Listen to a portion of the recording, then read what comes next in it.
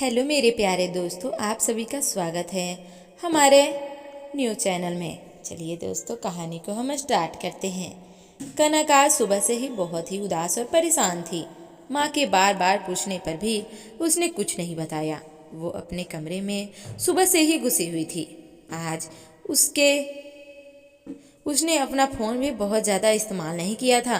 दोपहर का समय था, घर में लंच की तैयारी चल रही थी।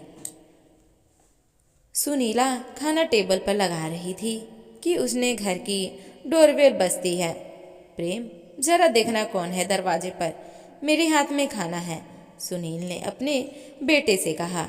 रुक प्रेम, मैं देखता हूँ, कहते हुए राकेश दरवाजा को खोलने के लिए चला गया। अरे प्रेमा जी, आप आइए आइए, अंदर आइए, मुस्कुराते हुए राकेश ने हाथ जोड़े और झुककर प्रेमा को अंदर आने को कहा ही था कि उसके पीछे सुशीला आ चुकी थी। अरे प्रेमा बहन, आप सब ठीक तो है? आइए, आप बिल्कुल सही टाइम पर आई हैं। बस खाना लगने ही वाला था डाइनिंग टेबल पर। सुनीला ने प्यारी से स्माइल देते हुए कहा। हाँ, वो सब तो ठीक है, मैं यहाँ कोई खाना खाने थोड़ी ना आई हूँ। अंदर आते हुए प्रेमा ने थोड़ा सा जूस दिखाते हुए कहा। क्या हुआ बहन जी, आप तो नाराज हो गई? कोई बात हुई है क्या? राकेश जी ने प्रश्नवाचक निगाहों से देखते हुए प्रेमा से पूछा। प्रेमा ने उसके प्रश्न का उत्तर न देते हुए कहा। कनक कहाँ है? जी वो अपने कमरे में है, अभी बुला देती हूँ। पर क्या उसने कुछ किया है? सुनीला ने फिर से वही प्रश्न किया। कनक का जिक्र करते ही रहा था, तब तक वो भी अपने कमरे से निकल बाहर डाइनिंग हॉल में आ जाती है। नमस्ते आंटी जी, कनक ने अपने सर पर चुन्नी करते हुए प्रेमा को विश किया। नमस्ते तो ठीक है कनक, पर ये बताओ, तुम कल से सूरज से बात क्यों नहीं कर रही हो और अपना फ़ोन क्यों बंद करके बैठी हो? प्रेमा ने कड़क तेवर में कहा। अब घर के सारे सदस्य सहित प्रेमा भी कनक को ही देख रहे थे। देखो सूरज बहुत ही इमोशनल और हठीले स्वभाव का लड़का है। अगर तुम दोनों के बीच कुछ हुआ है तो तुम अपनी ओर से सॉरी बोलकर रफा दफा बात को कर सकती हो। मैंने तुम दोनों की सगाई के बाद शादी के 4 हफ्तों का टाइम इसलिए रखा है ताकि तुम दोनों आपस में बातें कर सको और एक दूसरे को जान सको। इसलिए नहीं कि रोज रोज मुंह फुला के गुस्सा करके बैठ जाओ। कनक, क्या हुआ है? और प्रेमा आंटी सही तो कह रही हैं। अरे छोटे मोटे झगड़े तो अक्सर होते ही रहते हैं कपल में।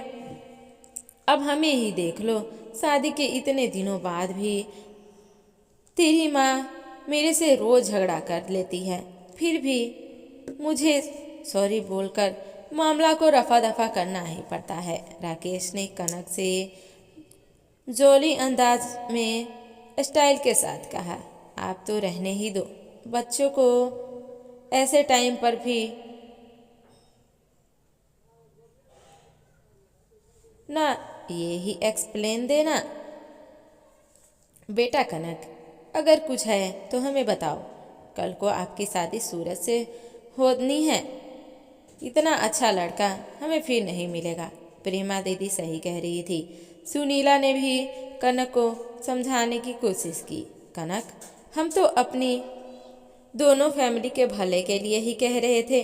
शादी के इनविटेशन कार्ड तक बढ़ चुके हैं, सारे रिलेशन को पता चल चुका है। अब अगर कुछ होता है तो क्या कह के उन्हें मना करेंगे? ये हमारी दोनों फैमिली की नाक का सवाल है। और अब प्रेमा ने सुनीला की ओर देखा। सुनीला, मैंने तुम्हारी बात पर भरोसा करके अपनी दोस्ती को रिश्तेदारी में बदलने की कोशिश की, लेकिन ये कनक तो कल से सूरज से नाराज बैठी है। वो कह रहा है, माँ तुमने न जाने कि कैसी अनपढ़ टाइप लड़की से मेरी शादी तय कर दी है। अब तू तो जानती है सुनीला, मेरा सूरज बाहर पढ़ा लिखा है और ऊपर से थोड़ा हठीला है। अगर उसने एक बार मना कर दिया तो फिर अपने बापू की भी नहीं सुनता। अब तू देख ले, इसे उसे सॉरी बोल के मनाना तो पड़ेगा। तब कनक कुछ बोलती उससे पहले ही वहाँ पर बैठी कनक की छोटी बहन डॉली बोल पड़ी, दीदी क्यों सॉरी बोलेगी जब उसने कोई गलती की ही नहीं। सॉरी तो आपको और आपके बेटे सूरज को बोलनी चाहिए। डॉली की बात सुन के सबके सब हक्के बक्के और हैरान होने लगे। क्यों डॉली ने ऐसा क्यों बोल रही हो? हाँ मैं सही कह रही हूँ। कल रात को सूरज जी वीडियो कॉल पर दीदी की सारे कपड़े उतारने और उसे न्यूड फोटो देने की डिमांड कर रहे थे, और अब दी ने ये सब करने से मना कर दिया तो अनपढ़ गवार का ठप्पा लगा के मुंह फुला लिया। यही पढ़ाई है क्या उन्होंने बाहर जाकर? डॉली ने रौब झाड़ती रही। प्रेमा को उल्टा कटघरे में खड़ा कर दिया। नहीं नहीं ऐसा नहीं है, तुम शायद गलत समझ रही हो। वो क्या है, सूरज जरा मॉडल टाइप का लड़का है, वो बोल दिया होगा। इसमें कौन सी बड़ी बात है, और वैसे भी आजकल ये तो सब नॉर्मल हो गया है। सोशल मीडिया के ज़माने में प्रेमा ने झूठ मूठ की सफाई देकर अपने बच्चे को बचाने की कोशिश की। अभी तक शांत और माँ के गले लग गई थी। आप सही कह रही हैं प्रेमा जी, ये हमारे दोनों परिवार की इज्जत और नाक का सवाल है। पर अब सोचने वाली बात यह है कि नाक किसकी कटती है, आपके परिवार की या हमारे परिवार की? अगर आपको किसी भले घर की लड़की के न्यूड फोटो मांगना आधुनिकता और नॉर्मल लगता है तो ये काम आपको मुबारक है।